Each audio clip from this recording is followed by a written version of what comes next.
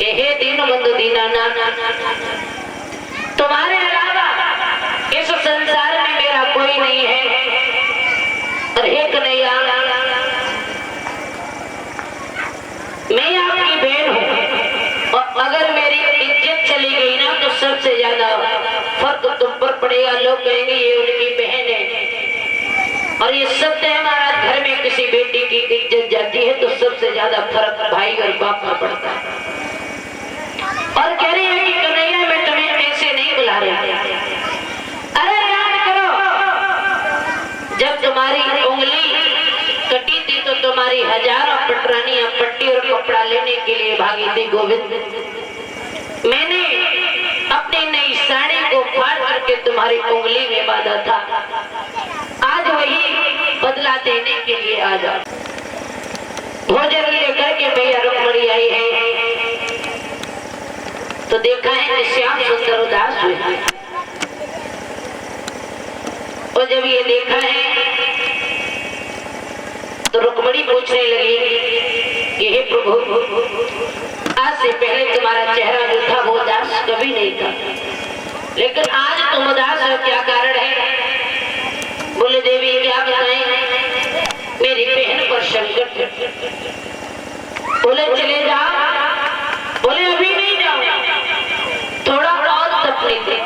क्यों?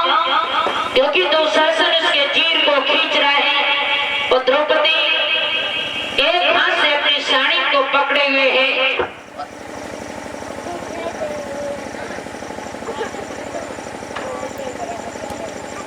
जो थी एक हाथ से साड़ी को पकड़े हुए और एक हाथ ऊपर किए है और आवाज लगा रही है कि गोविंद आ जा। उसे अपने ऊपर भरोसा है, इसलिए मैं अभी नहीं जाऊंगा। और जब वो ये समझ जाएंगे कि ये मेरे बस से बाहर है, जब मुझे दोनों हाथों से ऊपर आवाज लगाएगी मैं दौड़ हुआ चला जाऊंगा।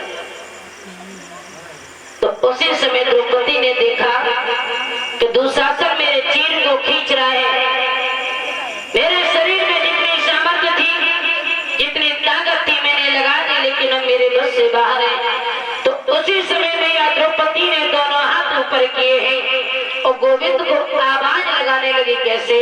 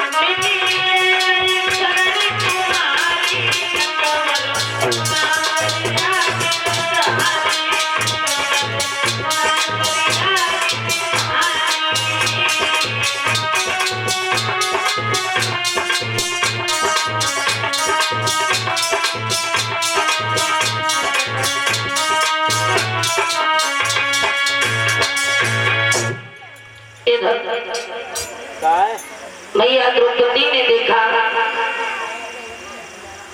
कि दुशासन के आगे मेरी नहीं चलने वाली। करा तो मैया द्रौपदी ने दोनों हाथ ऊपर करके आवाज लगाई है कि गोविंद आ जा। और जैसे ही ये सब कहे तो भगवान ने देखा कि मेरे बहन की इज्जत जा रही है। तो भगवान ने जैसे ही वहां से भागना प्रारंभ किया तो हुआ क्या,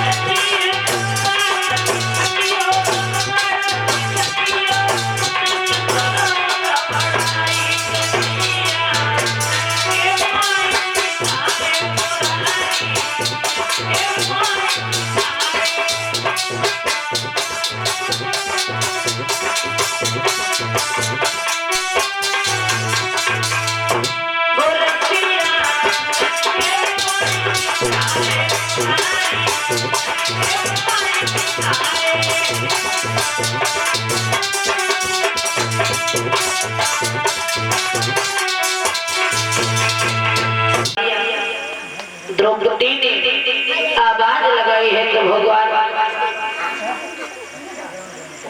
नंगे पैर आए हैं।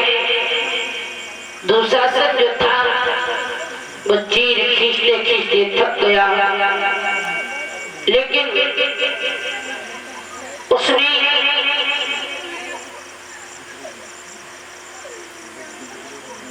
चीर नहीं खींच पाया है। तो मैं ये समझ गई है कि अब हमारे गोविंद फिर से आ गए हैं। उसी समय महाराज भरी सभा में